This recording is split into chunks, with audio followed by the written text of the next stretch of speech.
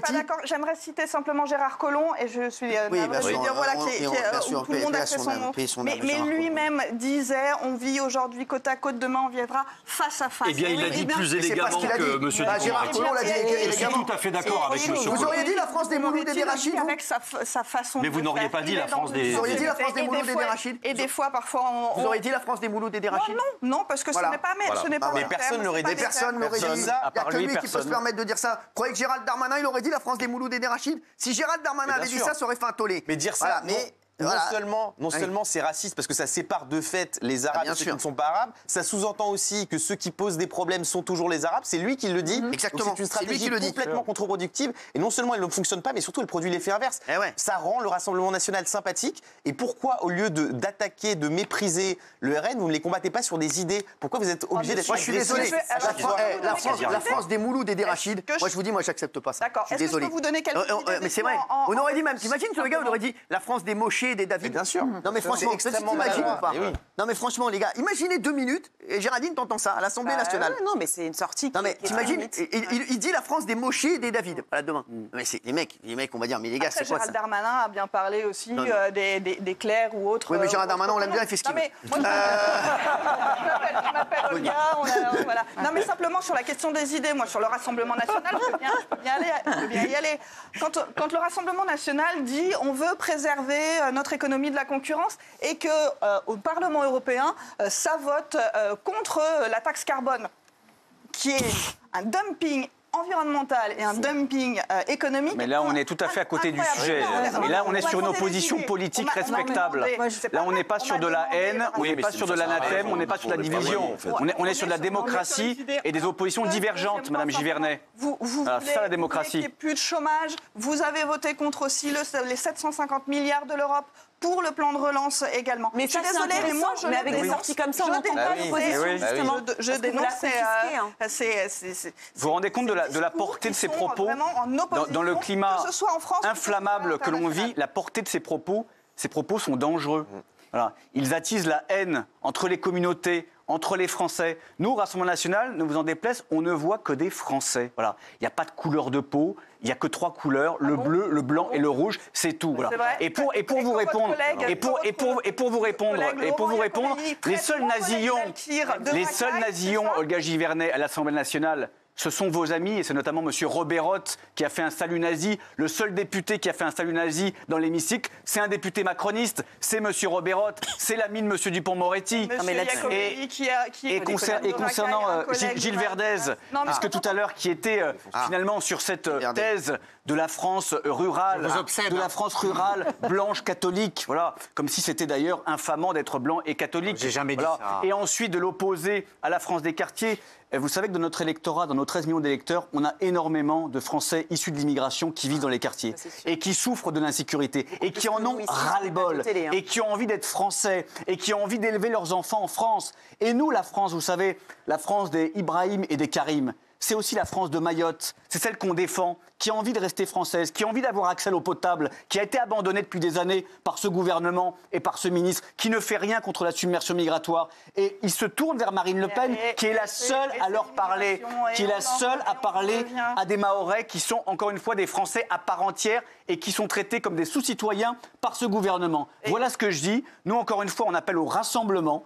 Quelles que soient les origines, quelles que soient les religions, quelles que soient les tendances, les Français ont besoin d'unité. Or, aujourd'hui, avec ces propos-là, c'est la division et la fracturation. L'héritage que vous avez ne peut pas vous permettre de... Oh là là là là. Mais ça marche pas. C'est l'argument. Je suis désolée. Ils vont gagner aux prochaines élections en parlant de l'héritage. Ils étaient déjà premiers aux européennes. On est foutus. Et le fait... Soyez une opposition au rendez-vous, pas avec des arguments. Non mais est-ce que vous trouvez que Éric Dupond-Moretti a les bons mots, a les bons arguments dans ce qu'il a dit à Marine Le Pen, ou est-ce que c'est pas des arguments de 1982 Non mais Éric Dupond-Moretti, est-ce qu'il ferait pas avec nous le TPMP 90 qu'on va faire le 19 décembre pour venir faire, non mais sans rigoler, mettre une perruque et nous dire des choses qu'on a entendues il y a 30 ans? Est-ce que Éric Dupond-Moretti n'est pas en accord avec son temps? Je pense qu'il faut surtout, en fait, vous le connaissez, Éric Dupond-Moretti? Non, mais c'est. Vous le connaissez? Je le connais. Alors, je le connais parce que je le croise régulièrement, mais effectivement, je suis pas à la commission des lois, donc je travaille. Il est sympa, à l'Assemblée dans la vie? nationale. Oui, il est sympa, il fait un peu bourru, mais moi je l'aime bien. Il est très sincère. Un peu bourru, ouais. Et puis en plus, ce qu'il dit... Un peu bourrin, surtout. Non, mais... Un peu bourrin. Il va vous attaquer. Il va porter plainte. Il va porter plainte. Fais gaffe. Ça, c'est passé. Là, tu vas passer. Il va porter plainte. Bon, c'est chaud. Non, mais si on revient sur la question du Rassemblement national, je crois qu'il y a aussi un aspect un peu mémoriel. On a tendance à oublier très vite. Et je crois que peut-être il faut faire évoluer les méthodes. Très bien. Mais on a tendance. On va faire évoluer les méthodes. Mais je crois qu'il ne faut pas aussi oublier de dénoncer ce qui a pu être et de dénoncer les discours. On va écouter quelqu'un de la génération d'Éric Dupond-Moretti. Daniel Moreau. Vas-y. Mais excusez-moi, moi je voudrais Contre revenir... lui, toi t'es moderne. Vas-y, bébé. Non, mais je voudrais revenir à pourquoi, le pourquoi de cette sortie d'Éric Dupond-Moretti. C'est une question d'une députée de Rassemblement national qui demandait sa manière sa solution pour qu'il n'y ait plus jamais Thomas, la mort de Thomas. Ça, c'est ce qui intéresse les Français. Oui. Et à quoi il a répondu quoi? Il a parlé du Rassemblement national comme il aurait parlé du Front national. On a raison, on est dans les années 80. Et il n'a pas. Pourquoi? Pour ne pas répondre à cette question. Et c'est ça qui intéresse les Français. Pourquoi celui qui a porté le coup fatal à Thomas avait interdiction pendant 2 ans de ne pas porter de couteau? Ah, il n'en a pas porté un, il est arrivé avec 2 couteaux. Ça, voilà, il n'a pas répondu concrètement. Et en revanche, il a fait une sortie sur le Rassemblement national. C'est scandaleux. C'est pas les Français. C'est pas Marine Le Pen qui devrait porter plainte. C'est tous les Français, parce que cette réponse, elle a apporté quoi? Est-ce que vous pensez que demain, le Rassemblement national au pouvoir, il n'y en aura pas encore des problèmes comme ça? Mais arrêtez des problèmes qu'on a. Vous croyez vraiment que le Rassemblement national, en ce moment, c'est ce qui préoccupe tous les Français? Mamie, fais attention à ton cœur. C'est ce qui préoccupe les gens de Crépol et de Romans-sur-Isère. Non, mais arrêtez, il faut arrêter avec ça. Tu t'es pas échauffé, mamie, vas-y, mollo. Mais non, mais l'ennemi de Dupond-Moretti, ça devrait être les délinquants, ça devrait pas être le Rassemblement national, excusez-moi. On en a marre de ça, parce qu'à chaque fois... Alors ça, moi, je suis d'accord avec mamie. Bien sûr, excusez-moi. Mamie, elle est pas con. Qu'est-ce qui préoccupe les Français? Vous croyez que c'est ça? Non. Et de toute façon, on ne sait pas si elle sera là en 2027, donc tu t'en fous. Mais non, mais on ne sait pas si elle sera encore là. Et il a fait le même type de sortie. L'objectif, c'est de prendre en compte tous les crimes, les trafics de stupéfiants. Ils sont pris en compte, et c'est le point, évidemment. Après, politiquement, on a un adversaire politique. On a plusieurs adversaires politiques d'ailleurs. Oui, et donc il faut pouvoir leur répondre aussi. Et je suis désolée, on fait de la politique. Répondez avec du fond, avec de l'argument. Arrête, enlève tes électrodes. Mais ça n'était pas la question. Il nous a fait comme c'est quoi cette bouteille de lait? la politique en 2014. Vous faisiez quoi, vraiment?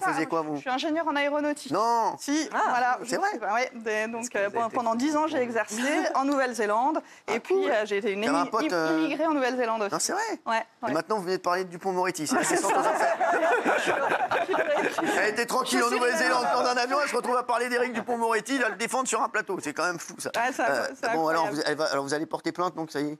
Oui, on va porter plainte pour justement au nom de nos 13 millions d'électeurs. Parce que derrière nous, on a un peu le cuir épais, on est habitués à ces sorties. Mais nos électeurs, eux, ils n'y sont pas habitués, et de se voir insultés de la sorte, de se voir traités de nazillons, de fascistes, ils en ont ras-le-bol. Mais ce n'est pas les électeurs qui ont été traités de nazillons et de Bien fascistes. sûr que si. Non, on est les représentants du peuple. Dans le rang, on est les représentants du peuple. Il fallait faire un petit peu de ménage. Ce n'est pas les électeurs qui ont été traités. Mais dans nos rangs, c'est quoi? Dans vos rangs, ça veut dire dans l'entourage, dans l'appareil politique. Est-ce qu'il y a des nazillons? Est-ce qu'il y a des gudards? Est-ce que ça existe encore? Par exemple, il y a le complément d'enquête qui passe demain. Il y a des dossiers, pareil. Ils disent que je fréquente que des voyous. Non, mais c'est vrai. Voilà, est-ce que vous aussi, quand t'es des loupards, il faut porter plainte. Ouais, bah oui, je sais pas. Non, mais il y en a qui ont l'air bien sous tout rapport. Jordan Bardella, c'est le gendre idéal, parfait. Je l'ai vu au sport la dernière fois. La muscu. Du coup, mais moi, je m'en méfie. Et vraiment, en fait, il faut aller regarder l'entourage. Dis-moi qui te hante. Mais vous vous méfiez qui te hante. Est-ce que vous avez des noms? Elle a raison, Géraldine, parce que c'est facile de dire. Moi aussi, on peut dire, ouais, je t'ai vu avec. Est-ce que tu l'avais vu avec des gens chelous? Moi, par exemple, ici, je vais vous parler de mon cas personnel. Moi, ici, pendant toute la crise du Covid, j'étais la suceuse du gouvernement. J'étais pro-Macron, c'était immonde. Mon Dieu, t'es Macron, t'es Macron, t'es Macron. Et maintenant, je suis la grosse raciste, la grosse facho. Donc, les étiquettes, en fait... Moi, il y a encore 2 ans, j'étais le meilleur ami de Jean-Luc Mélenchon. Parce que on allait ensemble à la fête de l'humain.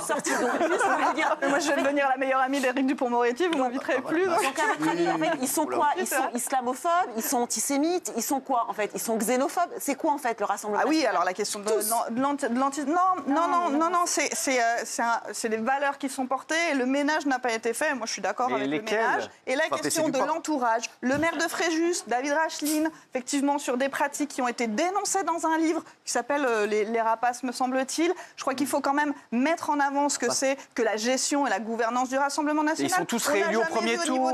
Mais nos maires sont tous réélus au premier tour, Valgy Vernet. Après, et puis il y a Éric Dupond-Moretti. Éric Dupond-Moretti, c'est sûr et certain, je voilà vous le dis, il est 20h14.